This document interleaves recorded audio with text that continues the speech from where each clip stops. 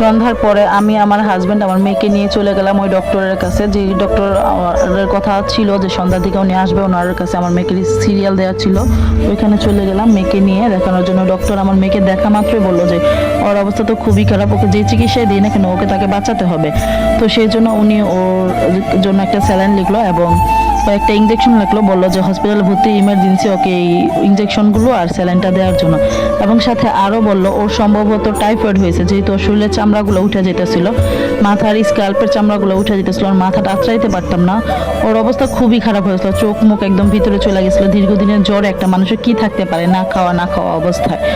তো এটা দেখে ডাক্তারে কিছু টেস্টও দিল, বললো যে টেস্টগুলো করে কালকে আমাকে দেখান এবং আজকে ওর হসপিটালে ভর্তি করে স্যালাইন ইঞ্জেকশন এগুলো পুশ করার জন্য ওরা হসপিটালাইজড করলো। তো আমরা তখনই সাথে সাথে আমার মেয়েকে হসপিটালে ভর্তি করলাম, নারায়ণগঞ্জে একটা হসপিটালে ভর্তি করলাম, প্রাইভেট ক্লিনিকে। তো ভর্তি করার পরে ওকে ওই স্যালাইনগুলো ইঞ্জেকশনগুলো দেওয়া হলো। ঘন্টাখানিক পরেই দেখলাম স্যালাইন যখন চলতেছে ও মানে চোখ খুললো, একটু কথা বলতে পারতেছে, কারণ যেহেতু দীর্ঘদিনে না খাওয়া একটু স্যালাইন দেওয়ার পরে মানুষের হয়তো একটু শক্তিটা ফেরত আসে। এবং অ্যান্টিবায়োটিক ইঞ্জেকশনগুলো তখন দেওয়া হয়েছে রাতে, আর সাথে অনেক মেডিসিন ছিল। আর ডাক্তার টাইফয়েড জ্বর সন্দেহ করে যে পরীক্ষাগুলো দিয়েছিল পরীক্ষাগুলো করাইলাম। তো পরের দিন আমার মেয়ের পরীক্ষার রিপোর্টগুলো আসলো এবং ধরা পড়লো সত্যি আমার মেয়ের টাইফয়েড হয়েছে এবং টাইফয়েড জ্বরটা অনেকটা গাড়ায় গেছে, এই জন্যই ওর অবস্থা এতটা খারাপ হয়ে গেছে।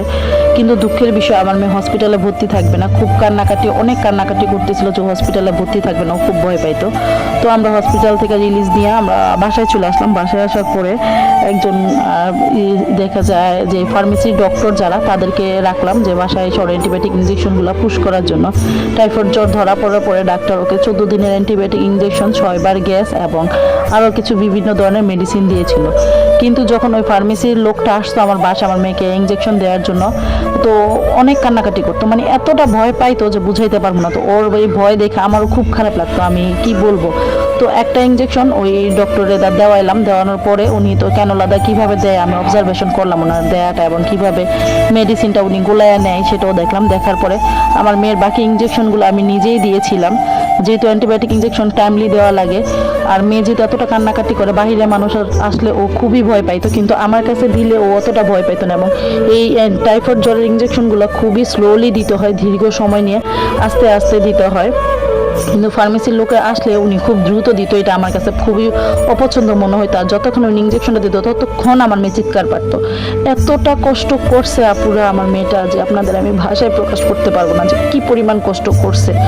ও রোগের সাথে অনেকটা সার্ভাইভ কইরা আল্লাহ ওকে সুস্থতা দান করছে আপনাদের সবার ভালোবাসায়। হয়তো আল্লাহ আমার মেয়েকে সুস্থ মতো আমার বুকে ফেরাই দিছে। তারপর কি করে উনি যেভাবে দিয়ে যেত, ইঞ্জেকশন দেওয়াটা আমার কাছেও পছন্দ হইতো না, তাই চিন্তা করলাম যে আমি দিব। তারপর থেকে যে বাকি ইঞ্জেকশনগুলো ছিল সবগুলো ইঞ্জেকশন আমি নিজেই পুশ করছি আমার মেয়েকে, যেহেতু ক্যানলা পড়া ছিল, দিতে খুব একটা অসুবিধা হয়নি আমার।